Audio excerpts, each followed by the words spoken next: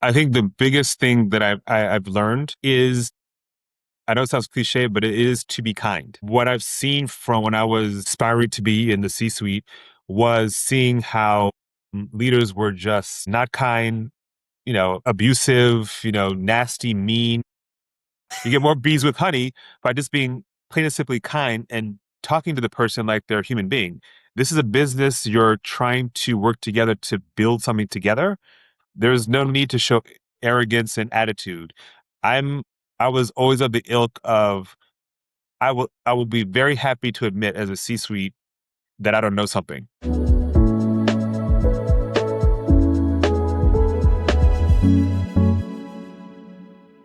This is the Q Suite. I'm Ken Kundis. And I'm James Gunselman. Welcome to your seat at the table. In this episode, we have Reginald Charlot, a travel and hospitality executive.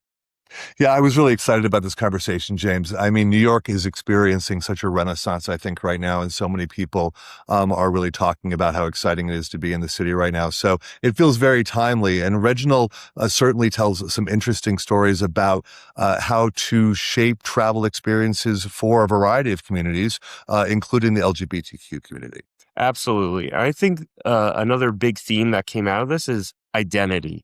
Not only the identity of the traveler, but how the industry identifies as well. Yeah, absolutely. And I think the thing that really ties it all together is the fact that Reginald has a great deal of heart and passion about what he's doing. And when he talks about it, that really comes through. So without further ado, this is Reginald Charlot in the Q Suite. Reginald, thanks so much for joining us in the Q Suite. Thank you very much, Ken. Pleasure to be here. So glad that you've been able to join us. So you and I have had the chance to get to know each other a bit, but for the purposes of our viewers and listeners, can you just give us a little thumbnail about who you are and tell us a little bit about your trajectory? Yes. So, as you know, my name is Reginald Charlot, and I had been working for New York City Tourism and Conventions for about 17 and a half years, almost 18 years, working in tourism development, really focusing on international markets from Europe to Australia, Canada, USA, especially markets LGBTQ plus, luxury as well as Black travel. And it was a fantastic ride. It was a fantastic experience being able to engage with different partners in the world. So B2B partners would be airlines, tour operators, travel agents, also various government officials as well in these particular markets.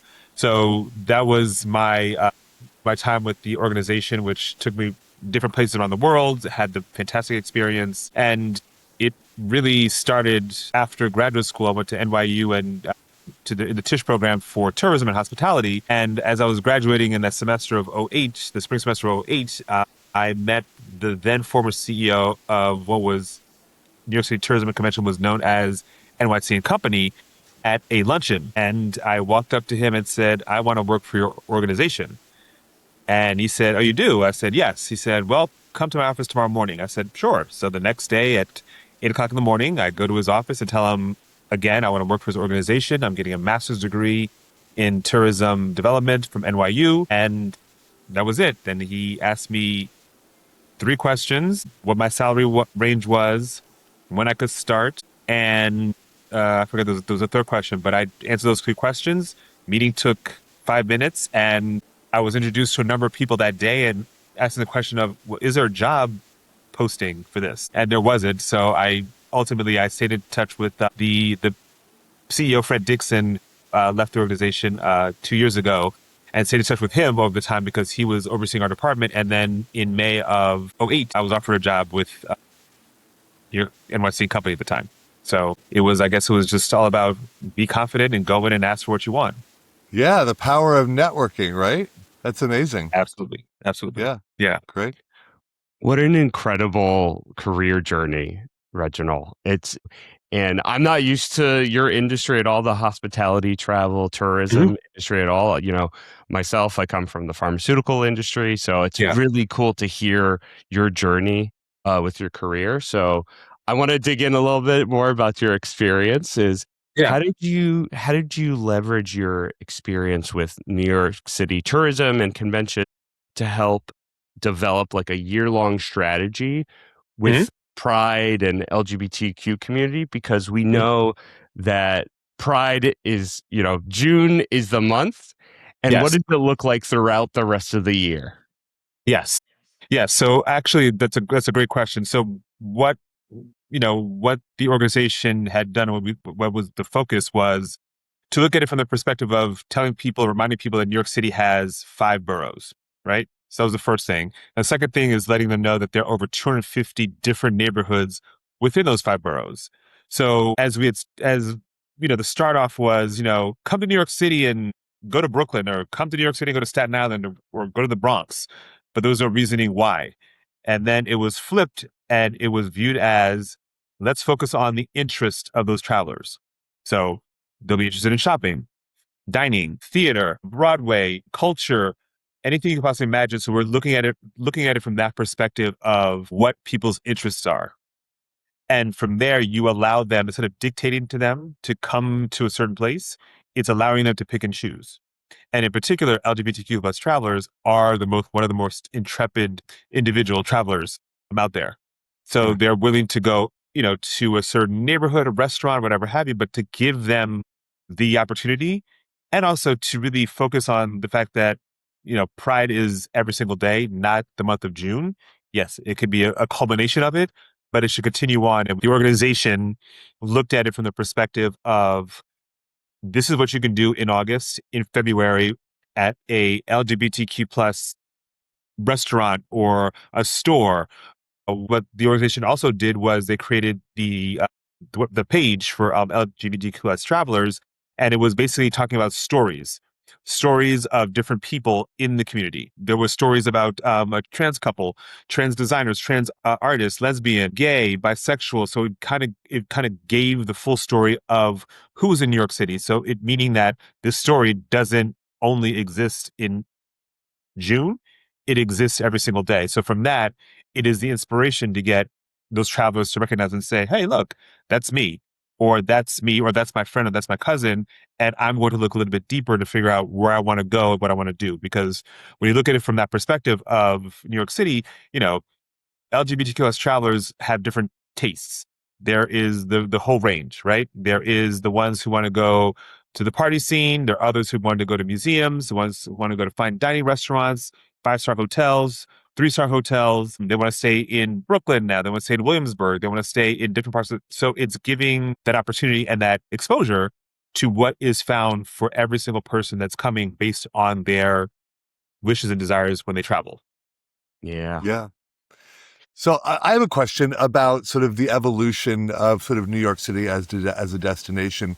We're in kind of this magical moment right now. So Yeah. in many ways, with the excitement over a young new mayor, the Knicks, and it just seems like New York, which always is in a state of flux, is kind of at a high point right now, which is amazing to see. But certainly 5-6 years ago, when I know that you had kind of retreated to your Pike County home to get away from the pandemic for what felt maybe like a couple of days, ended up being many months. Yes. And how did the pandemic transform that image of New York City as a desirable, safe destination to go? Yeah, that's a great question. Yes, I did go on the expectation I'm going to go for the weekend like I usually do. And I would go on Friday and then come back to work on Monday, like everybody else thought. And then all of a sudden, a year later, nothing's really happening. So looking at it from that perspective of being from the outside, if you will, reminded me of what New York City is. It's all about resiliency.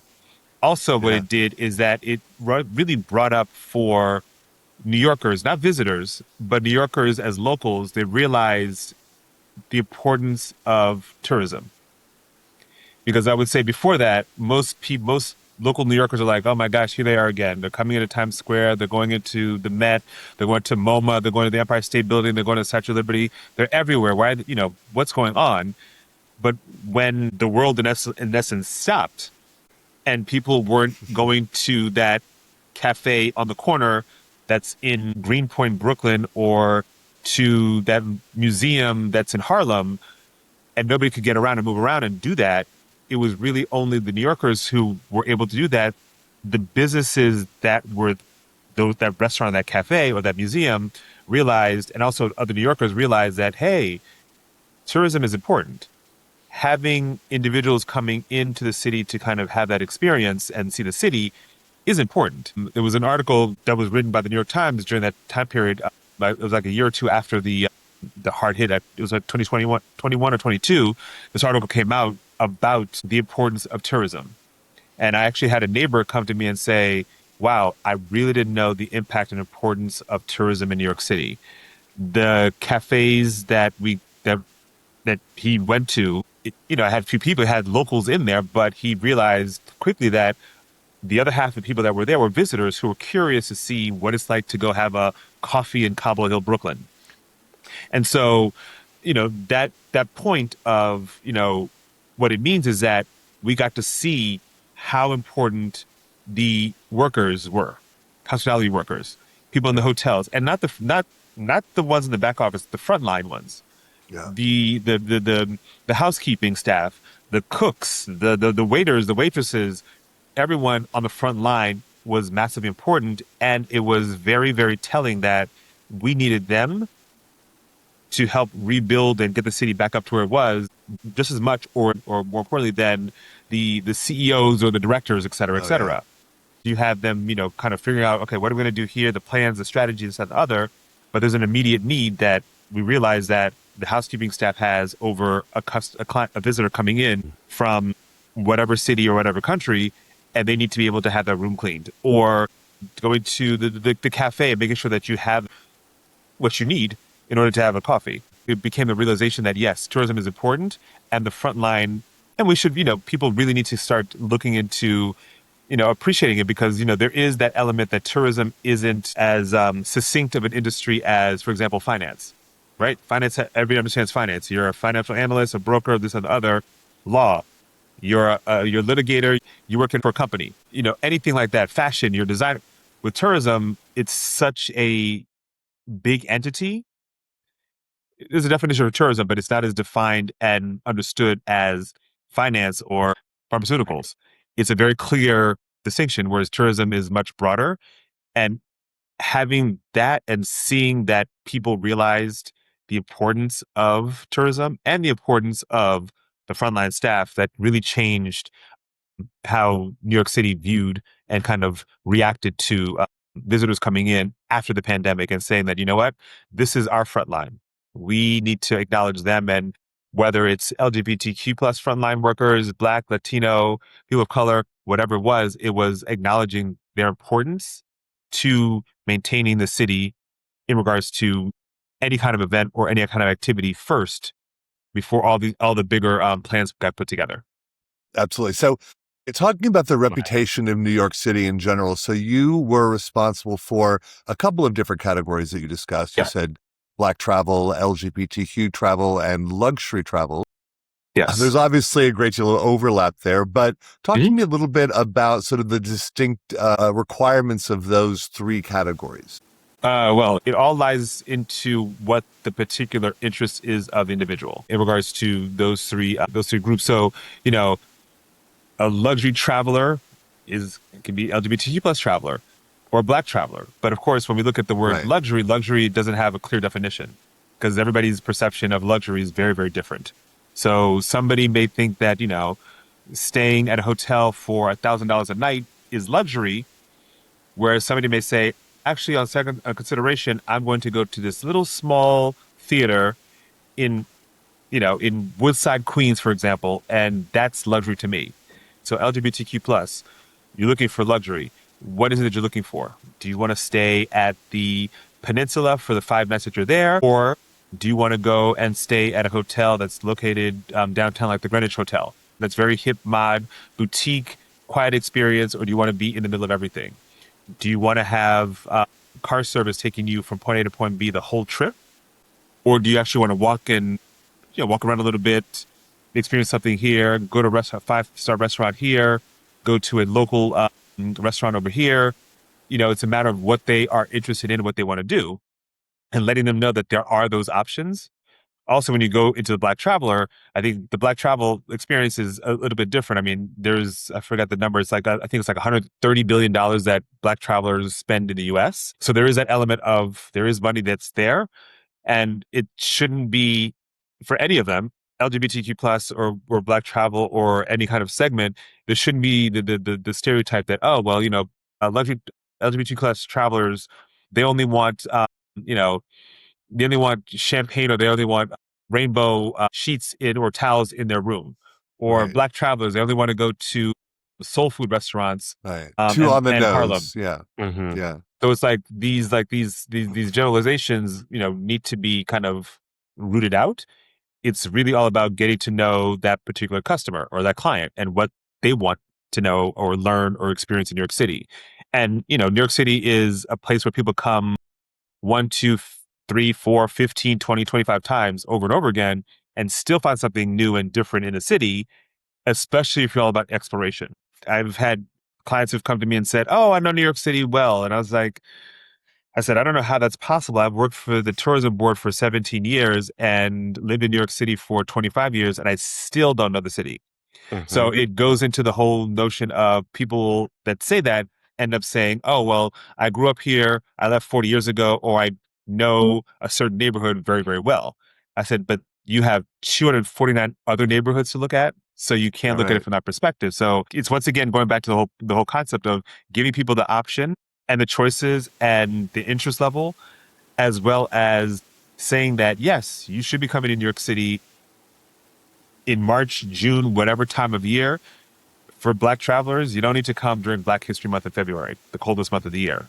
For Right. LGBTQ plus travelers, you don't need to come in June also. You can come in August. They'll have the same wonderful experiences going to a restaurant, finding a party, going to a bar, going to an exhibition that you may find in June, that you'll find in August, or even January or February. So it's Yeah. really talking to the audience and making sure that that you understand what they're looking for and being able to have these options for them to be able to take advantage of. That's Yeah. one thing that's really great about New York. So, part of the renaissance of New York is this kind of well documented historically low crime rate that we're currently enjoying. And that is something that surely is of great appeal in coming to New York City now. But at the same time, there's a lot of conversations about U.S. being maybe not the safest destination for people of color or for LGBTQ people. Can you talk a little bit about sort of New York as a safe destination? Yes. So to note that New York City is the safest, largest city in the United States. With 8.5 million people milling around, New Yorkers are very happy that we are a very safe city for people to come and visit. I think one of the key things is that when you look at New York, and I don't want to sound arrogant, but like people view New York as different than the rest of the United States. No, that's true. Yeah. New York is diverse, has diversity. It has people from a number of different countries, any country that you could possibly imagine. You say the country, and there's probably a massive community that's here in New York City. So I think people feel a different sense of I'm in the U.S., but I'm not in the U.S. by being in New York City because you hear every language known to man Yeah. possible being spoken on the streets. You have different experiences. So I think that in and of itself and just being mindful of, yes, it's a big city and there are certain things that may happen, but overall, being able to walk around the city and feeling safe and feeling comfortable and feeling and knowing that the city has, since before the pandemic, has the mantra has been we're diverse and we're welcoming. And I Yeah. think that gives people the sense of, okay, I'm gonna come to New York City because I feel safe, I feel welcome, I have choices, I have options, it's a safe city, and I can go and explore and visit as much as I want. And I think that's really the key for people to feel that and have that sense because it's been Yeah. communicated by New York City a lot and that we're a safe city and we're a diverse city. And I think people really, really embrace that. Yeah, absolutely. I don't think it gets said enough. I know that we, here in the city and around the city, we all we know that, but I still hear people saying, "Oh, New York City is a dangerous place," and I always fight against that. Yeah. When you look at it, it's a sports analogy, but the Knicks won. Yes. We hadn't won since 1973, 53 years of waiting for this to happen. And it finally happened. And the fact that there were viewing parties for the Knicks and Knicks fans in Los Angeles, in Chicago, in Washington, D.C., in Boston, in Yeah. San Antonio, in Miami, in London, in Paris. I don't think and I'm not picking on the Oklahoma City Thunder, who won last year, but I don't think they were having viewing parties for them last year. No, Hmm. no, there's I a don't think they were mythology having, about New York. Yeah. yeah, it's like that mystique and like the number of fans. It's like, oh my gosh, it's New York City. There's no other city that does that where they have that pull and that draw and that attraction. Reginald, I just want to thank you so much for giving us a peek into your industry. I feel like I've Mhm. learned a lot about the community building aspect. I Yes. truly had no idea that there was such a heavy focus, not only on highlighting queer, gay, LGBTQ plus community Mhm. businesses or events or whatnot, but it's also about the community building aspect. Yeah. Yes. Also, I just want to pull out I think there's something to identifying as a New Yorker, regardless where you live in the world, right? So I Yes. want to definitely highlight that is there's this identity piece, right? With Yes. being a part of a community, but also a New Yorker, right? Mhm. So, Yes. and that's leading to my question, right? Is, as a former chair of the IGLTA foundation, Mhm. you've observed this LGBTQ plus safety acceptance, how the economic influence has impacted our city, right, and worldwide. Mhm. So how do you think New York City's position as a progressive leader in the Mhm. LGBTQ plus space has influenced more restrictive destinations in the LGBTQ plus community? Yeah, that's a great question. IGLT, I will say first, is an amazing organization, and anybody and everybody should look into that. It's an amazing organization that they've done tremendous work, and sadly, I will note that the CEO, who's a friend of mine of IGLTA, passed away a couple of weeks ago. John Tenzella, which he was an amazing leader and an amazing visionary, and through that and working with him and working with the organization, looking at destinations and giving destinations that may have a bit more restrictive stance on LGBTQ plus travelers, just policies and laws. New York, I think people just looked at New York and said, okay, we have people from, so say, for example, Jamaica. We have Jamaicans in New York City. And here in New York City, if you're coming to New York City, you're going to see the Pride Parade, et cetera, et cetera. So everybody's going to see what that is. And I think having, people from other countries that are more restrictive, having their citizens or immigrants in New York City to see what is happening in regards to Pride. In particular, we had the big Pride March yesterday, to see that and say, well, you know what? We should be changing our views and having that conversation. It's not the fact that New York City would go in directly and speak to the Prime Minister of Jamaica or the Sudanese president or someone like that. Is really giving that opportunity for those citizens, those Jamaicans who are in New York City, or the Sudanese that are in New York City, or other travelers from other countries, to be able to see and experience that and see how open New York City is, and see, on the New York City tourism website, there's a LGBTQ plus section on the website that is still up and still thriving and is being updated on a regular basis, to really give that input and that support to those individuals who may want to say, I want to come to New York City one day, and they could access that. Or at least have somebody who is living here from another country to go back to the country and say, you know what, been seeing these things in New York, and you should be able to go and have the opportunity to come to New York City and see that and experience that. IGLTA, they are the only organization that or association that really promotes LGBTQ plus travel, as well as promotes those LGBTQ plus businesses in destinations. So, for example, Sri Lanka, there was a massive movement to help a Sri Lankan LGBTQ plus business owner to help drive business to Sri Lanka. Now, it's not saying that Sri Lanka has like these stringent laws. It's not as open, I should say, as it is here. But there was a movement by individuals actually took place in 2019 during World Pride, where we had the IGLTA convention here in New York City, Lanka. And as a result of that, people who were at the conference were able to meet him. And there was a lot of business that was driven from the participants and the attendees from that conference to go to Sri Lanka.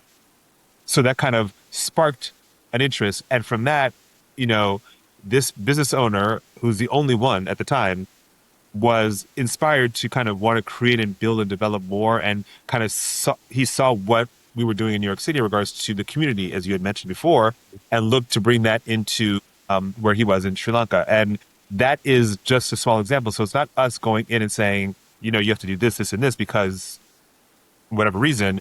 It's it's more of like the experience and having those individuals who are coming here to see and feel what it's like, or having family members or friends who are living here in New York City going back to their home country and saying, you know what, there was a big pride parade yesterday and you should be able to participate in that. And I wish that we would change our policies and our perspectives on things, or come with me to New York next year and you'll be able to attend the Pride Parade. So it's really kind of giving that element of it and not really forcing things on people.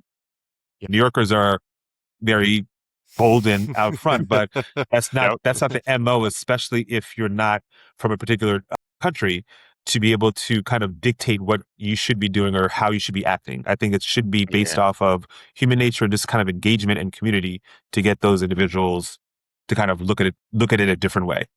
Yeah. Yeah, absolutely. And there's like that education piece you were talking about as well, is Yes, educating folks about the community and the absolutely. destination. So there's that dual respect. Absolutely. Absolutely.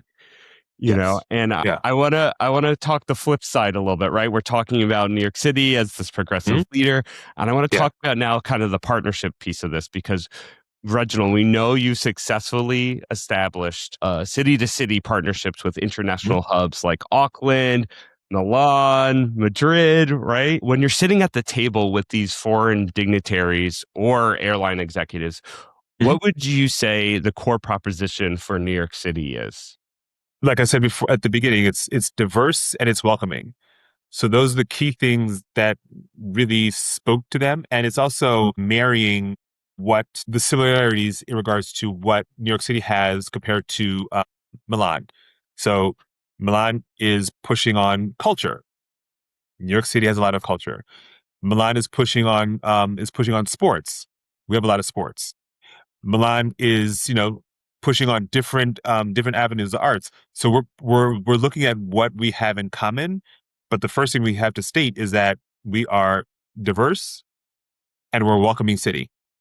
And if you don't have those principles, then it's going to be a very difficult proposition to be able to work with you and get down into the nitty gritty of what the city to city partnership is supposed to be about. What is the biggest misconception that you find about LGBTQ travel? When marketing to the LGBT community, what mistake do you think advertisers most often make? The mistake that they make the most is that they use stock footage to assume everybody looks like that. So I think one of the biggest misconceptions is that Love it. you can't say, "Oh, we welcome LGBTQ plus travelers," and then have just two young gay white men on Hmm. a magazine Right, or a hotel cover if you're trying to appeal to lesbians. right, Like that's not going to work. So right. it's do your homework, do a little bit of research. Don't assume to write Mr. and Mrs. Smith, or leave it as, you know what? I'll use your names, James and Ken. Welcome. Yeah. Don't try to go over. Just take it easy. Yeah. If the person's name, I know Good people want to be advice. formal, certain hotels, like luxury hotels, like, oh, the formality of Mr. and Mrs. Charlot. It's like, well, no, that's my parents. I'm, I would be a Mr. and Mr., not a Mr. and Mrs. So Yeah. just call me Reginald and just call my partner or husband the name. Yeah. Plain and simple. Absolutely. And Reginald, to close us out, we like to ask our guest speaker the Q Suite mentoring moment, right? So Okay. when you're looking back, at your time at Air France into senior leadership in New York City tourism and convention, what's the mentoring moment that defined your career, or had career advice that you received or realized that you think aspiring C-suite listeners that we have here today would need to hear? I think I think the biggest thing that I've learned is, I know it sounds cliche, but it is to be kind. What I've seen from when I was aspiring to be in the C-suite was seeing how leaders were just not kind, abusive, nasty, mean. You get more bees with honey by just being plain and simply kind and talking to the person like they're a human being. This is a business. You're trying to work together to build something together. There's no need to show arrogance and attitude. I'm I was always of the ilk of I will be very happy to admit as a C-suite that I don't know something. That's the biggest piece there. It's okay to admit that you don't know something because there's no one in the entire world, I don't care who you are, that knows every single thing. Yeah. And so being able to say and being authentic, and that's another point also, is being authentic with your team to say, you know what? I don't know that answer. I'll get back to you. As Yeah. opposed to giving them a 75-minute explanation for something that they're going to say, okay, so after that 75 minutes and I missed my lunch, you don't know the answer. It's so much more authentic to have that kind of dialogue with people and to treat them kindly. But of course, you're treating them kindly, but of course, knowing that you don't want them to take advantage of you, which obviously they won't. But it is the whole notion of the kindness to be able to mentor them to get them to become kind leaders, as opposed to being these difficult individuals. I'm all about kindness and treating people fairly. And since I coming from like education, like I always want to give back and teach back. So at NYU, I would go and speak to students in their classes and just kind of like give them, advice. And this may sound prehistoric.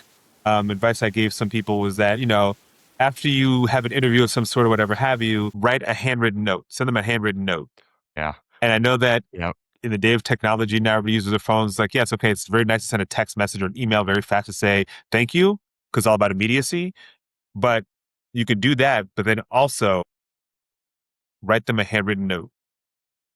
And I promise you, when I was speaking to that class and I made the mention, I said it in class, only one person paid attention enough to write a note to me and Oh, wow. was smart enough to figure out, because I said, send a small note of thank you. So I didn't give my name, I didn't give my address, nothing. So she did the research, found out, got the address, wrote the note, and I got the note. And I spoke to the professor after I got the note. And I said, it has now been 2 weeks. You had 30 students in that class. I only got one thank you note. I said, you can tell every single person in that class that I will never hire them this particular point. And of course, what happened 3 or 4 days later? I got 29 thank you cards, which I threw away in the trash can. I was like, well, it's too late now. So Yeah. it's not, I'm just trying to give that example of kindness. Like, just write a handwritten Yeah. note. People don't do it anymore. It's a lost Right. art, but you stand out more when you add that element. And so for me, it's all about being kindness, authenticity, and just giving examples and being honest and saying, I don't know the answer. Yep. Great. Absolutely. And let me tell you, Reginald, your kindness and your authenticity was really shown throughout Yeah. this discussion. So I just wanted to say thank you for sharing your career and your career stories with us and advice to our listeners. Thank you. No, thank you. Of course. Ken, do you want to close us out? Yeah, no, just thank you so much, Reginald, for joining us and for sharing your insights. I know it's going to be really helpful to a lot of people. So thank you. Thank you so very much. I appreciate it tremendously.